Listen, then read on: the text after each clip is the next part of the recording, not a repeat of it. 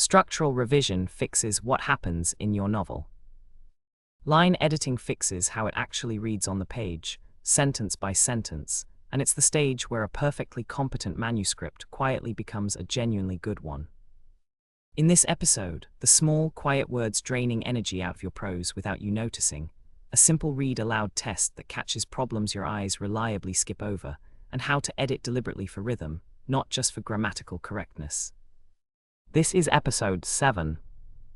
Certain words weaken prose without ever being technically wrong, just very rarely that began to. Search your manuscript for each one individually, and read the sentence again without it. Most of the time, the sentence gets noticeably stronger, not weaker, once it's gone.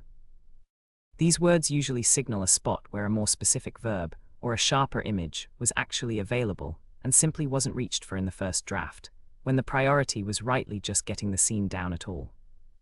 She started to walk really fast toward the door, because she strode toward the door. Nothing factual has changed, the character is still moving quickly toward the same door, but the sentence now has one confident verb doing the work that 4 weaker words were doing before, clumsily, between them.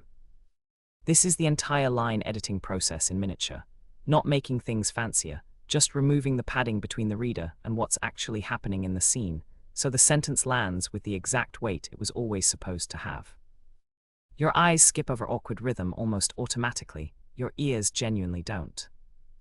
Reading a chapter out loud remains the single fastest way to catch clunky sentences, accidental word repetition, and dialogue that no real person would actually say out loud in that situation.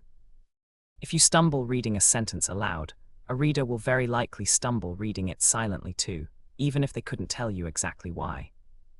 Fix it on the spot, right when you hear it, rather than making a note to come back to later.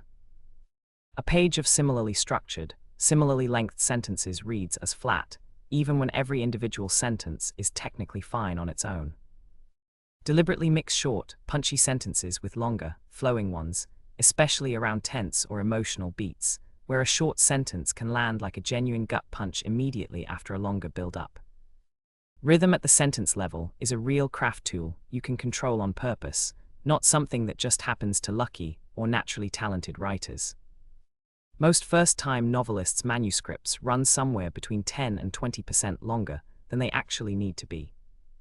Look for scenes that repeat information the reader already firmly has, description that isn't doing double duty, and dialogue that circles around a point that's already been clearly made once. If a scene doesn't move the plot or a character forward in some real way, it's a genuine candidate for the cut, no matter how well written the individual sentences inside it happen to be. Cut the quiet, energy-draining words. Read your work out loud every time. Vary your sentence rhythm on purpose, not by accident. And cut anything that doesn't move plot or character forward, even when it's beautifully written on its own terms. Your manuscript is polished, structurally sound, and line-edited, so what actually happens next? Episode 8, the final episode in this series, covers querying, self-publishing, and what genuinely comes after typing the end. Subscribe so you catch it.